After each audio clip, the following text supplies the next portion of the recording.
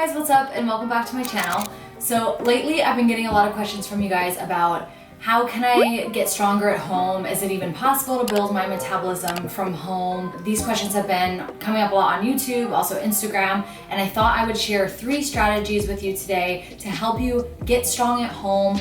Even if you don't have access to a gym, even if you don't have access to heavy weights at home, these 3 strategies are going to really help you build muscle at home, even though you don't have the best of the best right now, and I don't either. So I have been using these strategies myself the last 2.5 months and still gaining muscle, still being able to build my metabolism. It's been going well, and they're also proven strategies. There's lots of research on them. So without further ado, let me give you guys these 3 top tips for building strength at home. Okay, so strategy number 1 is to use something called tempo. Now, a little bit of breakdown of the science of building muscle here, just so you understand how tempo works. The way you build muscle is by putting your muscle under stress. When we lift weights, we're putting stress on the muscle, and it literally has to adapt to get stronger, to carry the load, to carry the weight. So the idea of tempo is that you're increasing not the load of the weight, but the time under tension of the muscle. So if you increase the amount of time your muscle is having to undergo that stress, aka that exercise, then you're going to have to build muscle anyways. You're going to get stronger. This is known as time under tension and tempo, and I'm going to show you guys how to use it. Now, if you think about any exercise, literally think about like a bicep curl, a squat, every single exercise has 2 main phases. There's the lowering and the raising, or going down and then going up. On the way down, this is typically the lengthening position or the eccentric part of the movement, and then on the way back is usually the shortening part of the movement, so your muscle gets shorter, or the concentric part. Now, the idea with time under tension is that you want to create more time and more of a hold, or more time spent in the eccentric or lengthening position. This is also, if you are not sure which part is the eccentric, just do the exercise, and then whatever part feels harder for you to do, that's the part that you want to increase the time under tension for. So let's take a couple examples here.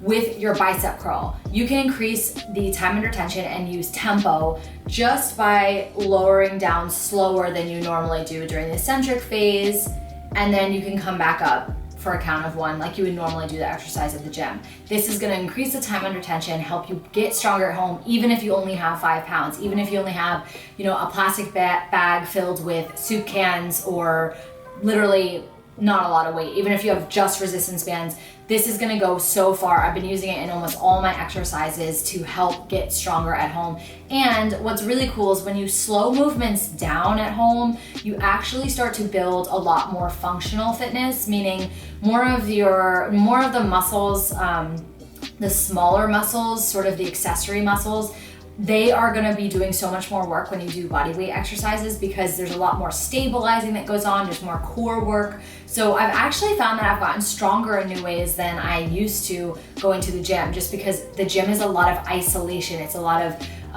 isolating certain muscles and working on the prime movers. These are I put this in quotation marks, they're literally called the prime movers, the biggest muscle groups in your body that are carrying out your movements. But the accessory muscles, the smaller muscles in the core, the stabilizers, these are also really important, and they get really strong when you do calisthenics, body weight, that type of thing.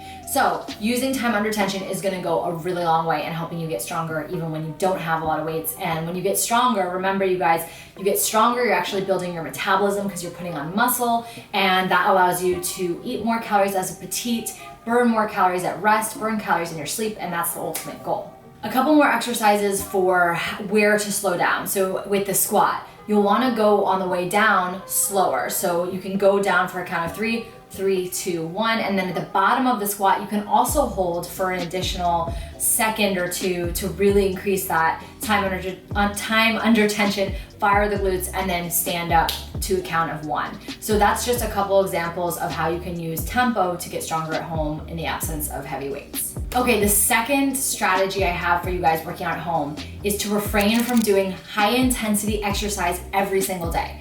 I know that it seems like we're not moving as much, so when we do move, it should be high and all out and just, balls to the wall, crazy burpees and squat jumps.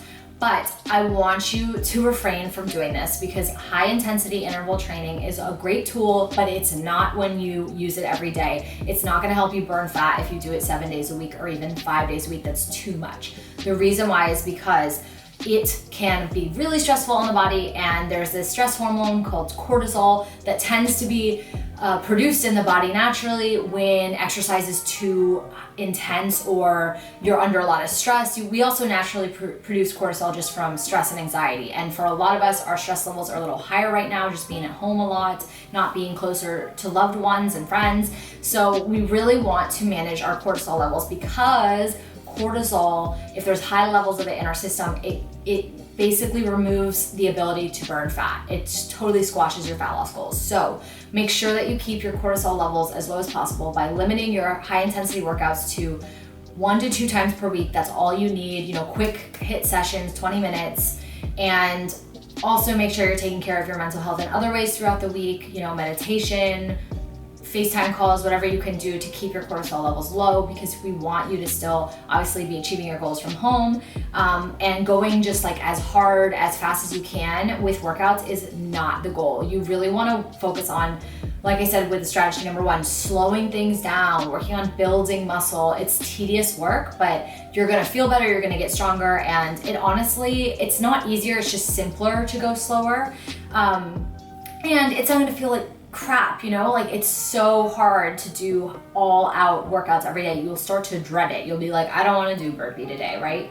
So quit doing high intensity workouts every day and really, really focus on just slowing things down, doing your strength training with your body weight or with whatever you found objects you have in the house, and try not to do HIIT every day. If you want to move, go on a walk. Do like a 20-minute walk outside at a brisk pace. Get your heart rate up to a little bit higher in that list range, 65% if you can. That is going to be more beneficial for your fat loss efforts than doing HIIT every day. Okay, the third strategy I have for you guys to get stronger at home is to do single leg and single arm exercises rather than everything with both arms and legs.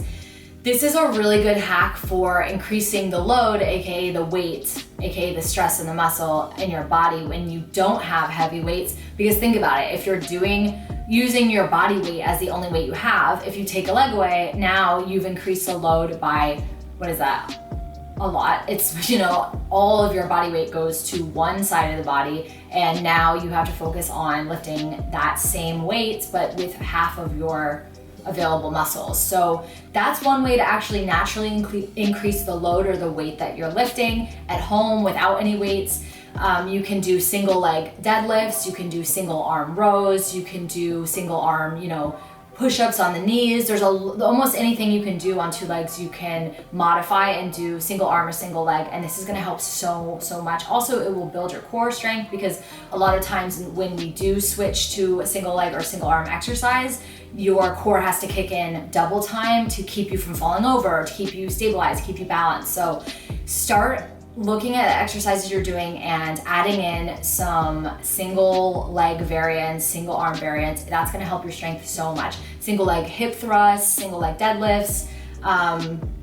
There's just so many variations you could do, and it's going to help you get way stronger. Honestly, I have gotten stronger at home, I feel like, just from doing so much slow stuff, doing so many single arm exercises, doing higher sets but not increasing the reps. Actually, that's gonna be a bonus tip right now. I've gotten so many questions about, April, should I just increase the reps since I don't have as many weights, have as much weights? Don't do this. So when you increase your rep ranges higher, you stop working on strength and you start working on something known as muscular endurance. Muscular endurance is great. It's good for a healthy body. It's functional, but you're not going to be putting on muscle mass when you do muscular endurance exercises, okay? So instead of doing 20 reps of an exercise, use tempo, slow it down, do your reps between 8 and 15 reps there so you can build muscle. Really feel tension in the muscle, use your mind-muscle connection, and just increase the number of sets that you do, not reps. That's like a bonus tip for you guys. I know it's tempting to increase reps, but you're not helping yourself in the long run. You're not helping yourself get stronger or burn fat by doing more reps with less weight. Those are my four really good research-based strategies for getting stronger at home. If you don't have weights right now, let me know in the comments below which you've been using, if any of this has been helpful for you. Please give this video a like and let me know what you guys want to learn more about with any of these strategies. Happy to do a more in-depth video on it. And other than that, you guys keep getting strong at home. I know that it's hard, but we're powering through this together, and I will see you guys next week.